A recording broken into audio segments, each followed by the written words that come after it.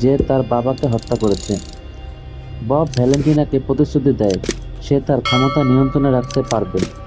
এদিকে বাকি Yelena Alexei Waker এবং আবাকে বন্দী করে।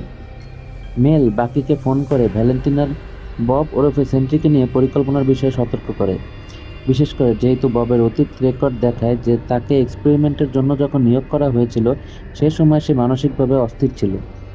বাকি চারজনকে সাথে নিয়ে সেন্ট্রির বিষয়ে ভ্যালেন্টিনার পরিকল্পনা ব্যর্থ করতে বাকি নেতৃত্ব দেয়। মেল যখন বাকিকে সতর্ক করছিল ভ্যালেন্টিনা দেখে ফেলে। ভ্যালেন্টিনা তাকে ব্যাখ্যা করে যে সে জানে সে খারাপ লোক, কিন্তু সে আরও খারাপ লোকেরা যেন ক্ষমতায় যেতে না পারে সেই ব্যবস্থা করতে চায়।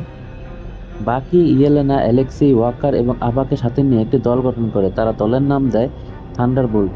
তারা শহরের মধ্যে গাড়ি চালিয়ে ভ্যালেন্টিনার ওয়াচ টাওয়ারের দিকে এগিয়ে যায়, যেটা আগে টনি স্টার্কের